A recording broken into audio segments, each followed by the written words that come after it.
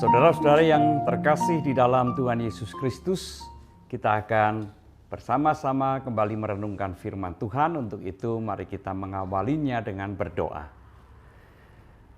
Kami akan membaca dan merenungkan firman-Mu ya Tuhan. Terima kasih untuk kesempatan yang indah ini.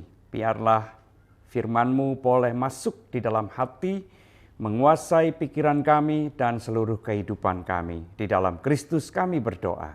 Amin. Bacaan kita terambil dari 1 Yohanes, surat 1 Yohanes pasal yang kedua, ayat 18 dan 19, dan ayat 22 dan 23. Saya akan membacakan demikian. Anak-anakku, waktu ini adalah waktu yang terakhir. Dan seperti yang telah kamu dengar, seorang antikristus akan datang. Sekarang telah bangkit banyak antikristus. Itulah tandanya bahwa waktu ini benar-benar adalah waktu yang terakhir. Memang mereka berasal dari antara kita, tetapi mereka tidak sungguh-sungguh termasuk pada kita. Sebab jika mereka sungguh-sungguh termasuk pada kita, niscaya mereka tetap bersama-sama dengan kita. Tetapi hal itu terjadi supaya menjadi nyata bahwa tidak semua mereka sungguh-sungguh termasuk pada kita. Kemudian ayat yang ke-22, siapakah pendusta itu? Bukankah dia yang menyangkal bahwa Yesus adalah Kristus? Dia itulah adalah antikristus, yaitu dia yang menyangkal baik Bapa maupun anak. Sebab barang siapa menyangkal anak, ia juga tidak memiliki Bapa. Barang siapa mengaku anak, ia juga memiliki Bapa. Demikianlah firman Tuhan. Saudara-saudara yang terkasih dalam Tuhan Yesus Kristus, antikristus atau antikris menurut saya merupakan salah satu istilah di dalam kekristenan yang sudah sangat populer, sangat dikenal oleh orang-orang Kristen. Semuanya saya yakin pernah mendengar kata antikris itu. Bahkan ada waktu-waktu tertentu di mana istilah ini sering sekali dipergunakan. Segala sesuatu yang bertentangan dengan kekristenan itu dicap sebagai antikris. Sesuai yang saya kasihi, pada umumnya orang beranggapan atau memiliki pemahaman bahwa antikristus itu pastilah orang-orang yang menganiaya orang-orang Kristen. Atau orang yang melakukan penghinaan terhadap Kristus.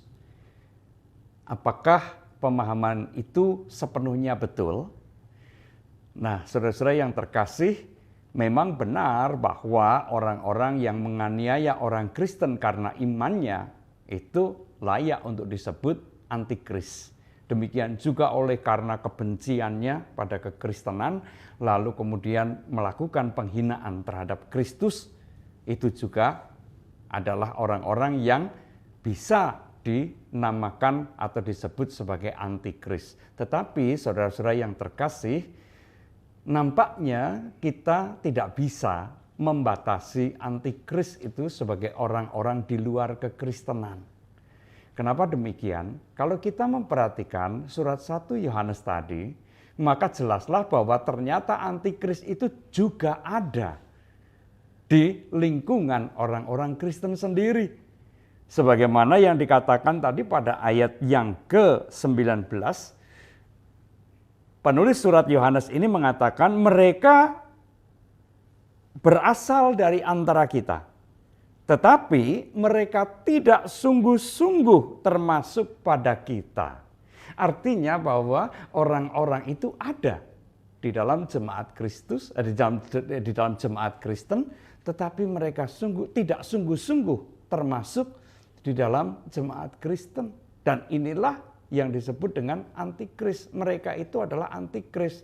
Cirinya apa? Cirinya adalah mereka tidak mengakui atau mereka menyangkali bahwa Yesus itu Kristus. Bahwa mereka menolak Bapa dan juga menolak anak.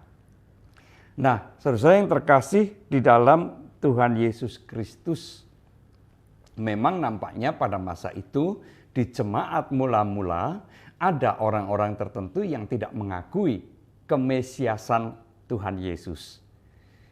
Barangkali mereka menganggap Yesus ya manusia biasa, tidak berbeda dengan kita. Dan orang-orang ini berusaha untuk mempengaruhi jemaat supaya mereka juga percaya pada pemahaman dan keyakinan mereka.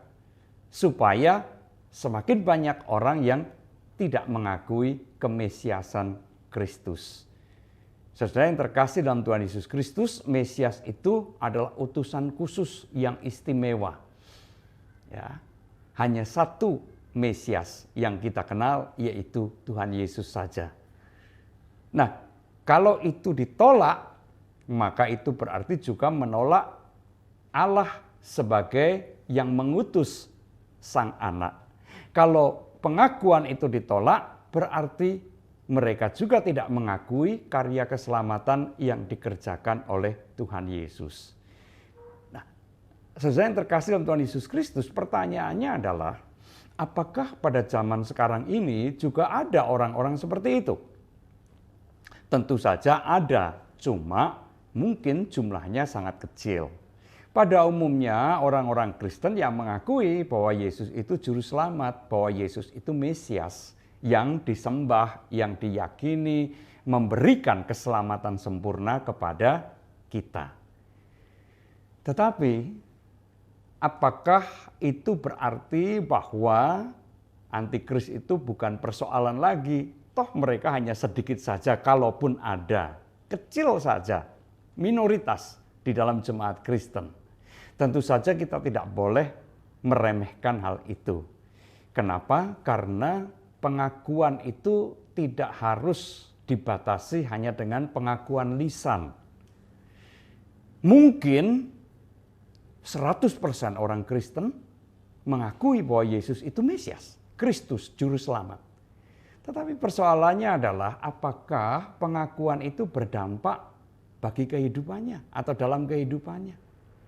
Tentunya seharusnya pengakuan bahwa Yesus adalah Kristus, Yesus adalah Mesias harus berimplikasi, berdampak pada kehidupannya. Sehingga dengan demikian pengakuan itu tidak hanya terbatas pada pengakuan lisan, tetapi juga dinampakkan dalam perilaku kehidupan sehari-hari. Siapa yang mengaku dirinya Kristen tetapi hidupnya selalu melawan Tuhan, selalu bertentangan dengan kehendak Tuhan, orang itu bisa dikatakan sebagai antikris. Dia sebenarnya anti terhadap Kristus. Dia tidak membiarkan Kristus menguasai dan memimpin kehidupannya. Ia mau menjalani kehidupannya sesuai atau berdasarkan keinginan dan kehendaknya sendiri, bukan kehendak Tuhan Yesus. Nah, saudara yang terkasih dalam Tuhan Yesus Kristus, dalam pengertian itu, antikris memang bisa ada di antara orang-orang Kristen sendiri. Mari kita meneliti kehidupan kita. Biarlah kita menjadi penyembah-penyembah Kristus yang sejati. Penyembah-penyembah Kristus yang setia, yang tidak hanya mengakui Yesus sebagai Tuhan, Juru Selamat dan Mesias bagi kita, tetapi juga mewujudkan pengakuan itu di dalam ketaatan kepadanya. Perilaku, tindakan, cara kita hidup sesuai dengan apa yang Tuhan kehendaki. Amin. Tuhan memberkati kita semua. Mari kita kembali berdoa. Ya Tuhan, mampukanlah kami bukan hanya mengakui Tuhan melalui lidah bibir kami, tetapi juga mewujudkannya di dalam perilaku kami, di dalam perbuatan kami, dan juga di dalam cara kami menjalani kehidupan ini. Meteraikanlah firman-Mu di dalam hati kami dan pikiran kami. Terima kasih, di dalam Kristus kami berdoa. Amin.